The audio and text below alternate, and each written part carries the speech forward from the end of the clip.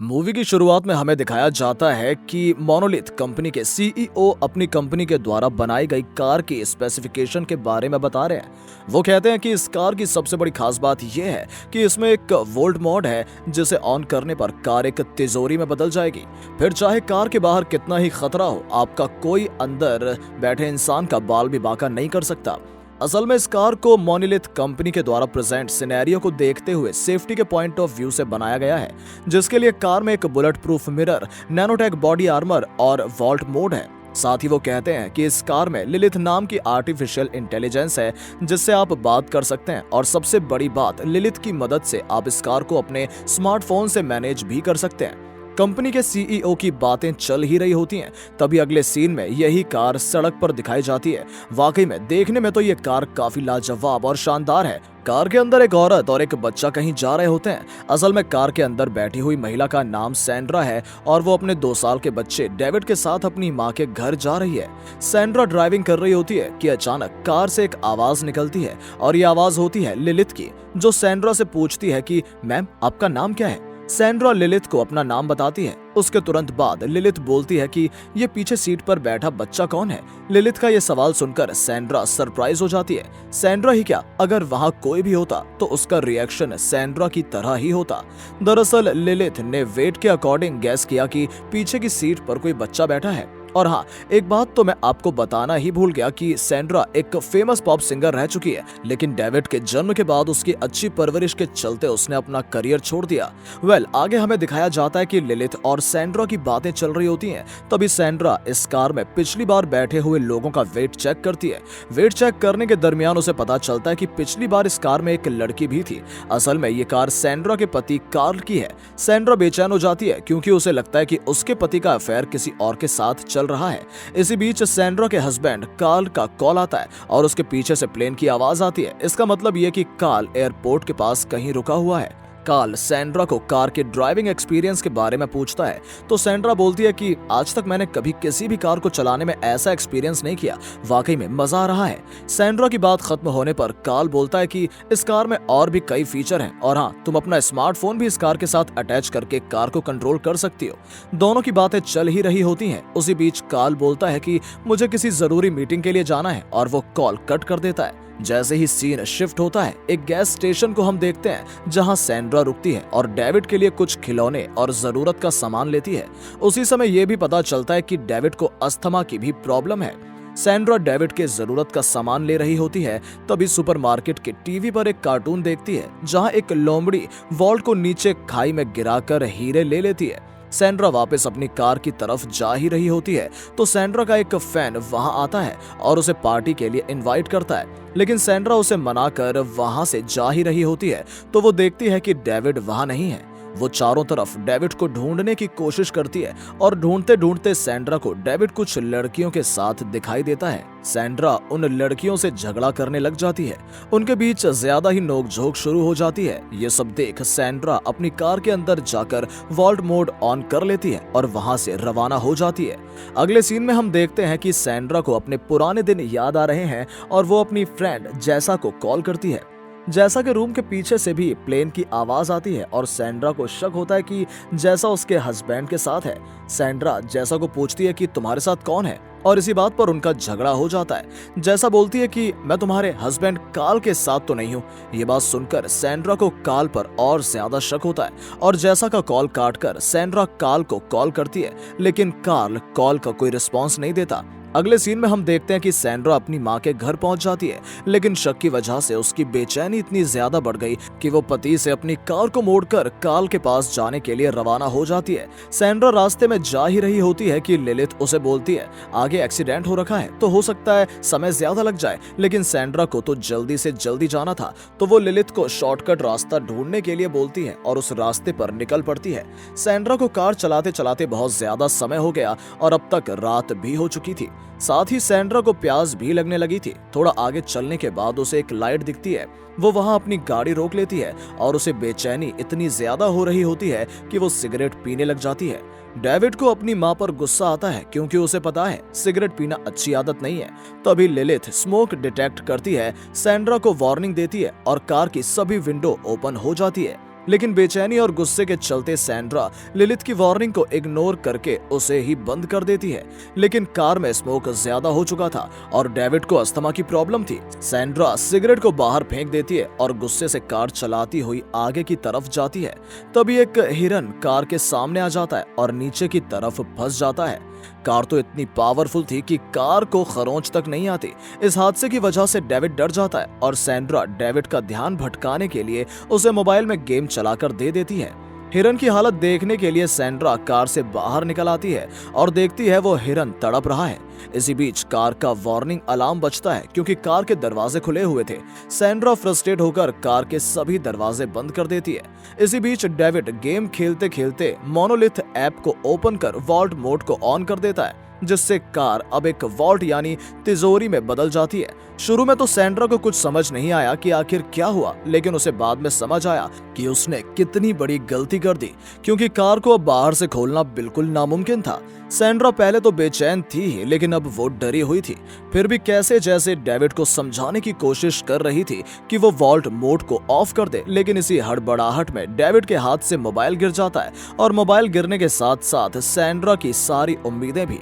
Sandra अभी भी हिम्मत नहीं हारती और गाड़ी का कांच तोड़ने की कोशिश करती है, लेकिन शायद वो ये भूल रही थी कि ये कार दुनिया की अब तक की सबसे सेफेस्ट कार है। सैंड्रा लिलिथ से भी बात करने की कोशिश करती है, लेकिन लिलिथ को तो सैंड्रा ने खुद ही बंद कर दिया था। सैंड्रा को उम्मीद के सभी रास्ते बंद होते दिखाई दे रहे थे, लेकिन फिर भी वो हिम्मत हारने के लिए तैयार नहीं थी। इसके चलते वो पास वाले पावर हाउस की तरफ मदद के लिए जाती है, लेकिन वहां भी कोई नहीं होता। फिर वहां उसे एक फोन दिखाई देता है, लेकिन उसमें कॉल की कोई सर्विस नहीं थी। तभी उसे वहां एक रेंच और एक टॉर्च दिखाई देती है। वो उन दोनों को लेकर वापस कार की तरफ निकल पड़ती है।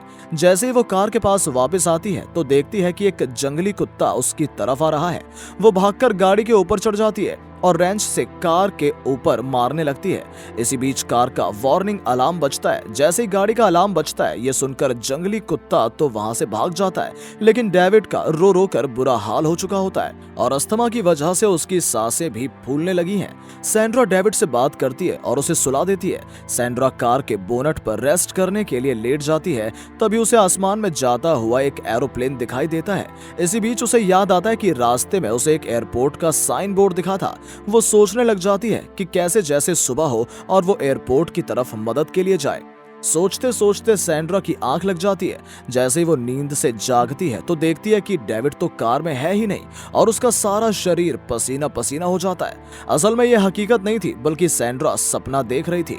जैसे ही सैंड्रा सपने से वापस हकीकत में आती है तो वो देखती है कि डेविड की कार में तेज गर्मी से हालत खराब हो रही है और गर्मी बढ़ती ही जा रही है। फिर जैसे कि उसने रात को सोचा था सुबह होते ही वो एयरपोर्ट की तरफ जाएगी, वैसा ही उसने किया और वहां से जाने के लिए वो रवाना हो जाती है। प्यास के मारे उसकी हालत खराब होती जा रही थी, क्योंकि उसने कल रात से ही पानी की एक बूंद भी नहीं पी थी।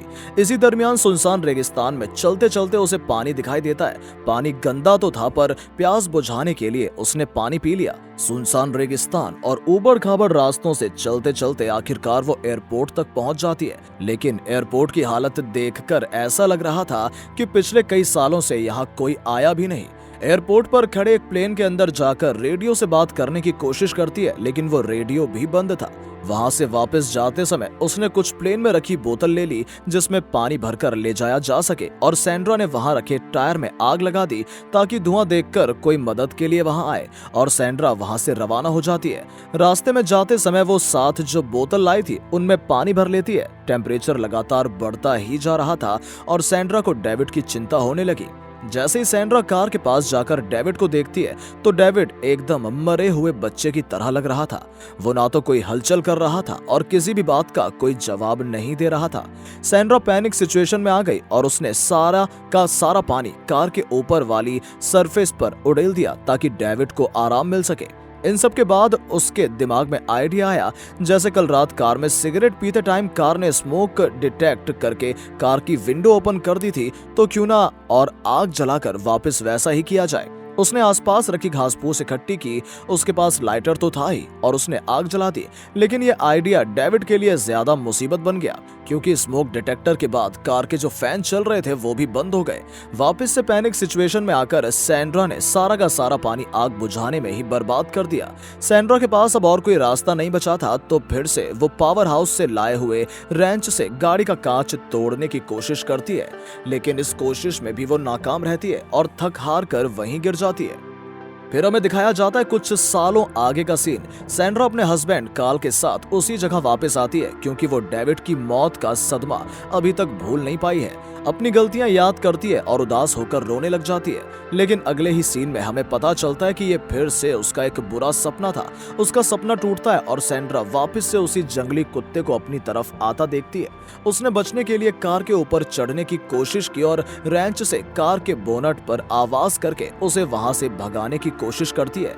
इसी बीच कार में वार्निंग अलार्म बजता है और डेविड जाग जाता है। ये देख सैंड्रा की खुशी का कोई ठिकाना नहीं रहता, लेकिन खुशी अभी भी मातम में बदल सकती थी, क्योंकि वो जानवर वहीं था। उससे बचने के लिए सैंड्रा कार के ऊपर चढ़ने का ट्राई करती है, लेकिन कार के ऊपर का सरफेस टेम्परेचर ज्यादा होने की वजह से गर्म होता है, तो वो जल्दी से कार के नीचे घुस जाती है और वो भयानक सा जानवर उसे काटने की कोशिश करता है। उनके बीच चली थोड़ी देर की कश्मकश के बाद सैंड्रा समझ जाती है कि उस जानवर को वो हिरन चाहिए, जो कल रात हादसे की वजह से गाड़ी के नीचे फंसकर मर गया था।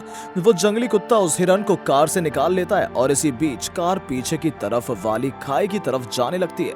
सैंड्रा कार से नीचे बाहर निकलकर कार को रोकने की कोशिश करती है, तभी एक पत्थर से अटककर कार रुक जाती है। जैसे तैसे हिम्मत करके सैंड्रा उस भयानक से जानवर को तो वहां से भगा देती है, तभी उसे वो टीवी वाला कार्टून याद आता है जिसमें लोमड़ी तिजोरी को खाई में गिराकर डायमंड ले लेती है। तो वो सोचने लगी क्यों ना कार को खाई में गिराकर डेविड को बाहर निकाला जाए, क्योंकि कार इतनी ज्यादा मजबूत थी कि खाई में गिरने के बाद भी डेविड को कुछ नहीं होगा। सैंड्रा पत्थर को हटाकर कार को खाई में धकेल देती है और जैसे ही कार खाई की तरफ जाती है तो अपने सेफ्टी मोड में आकर खुद का बैलेंस शिफ्ट कर नीचे गिरती है और कार का दरवाजा खुल जाता है।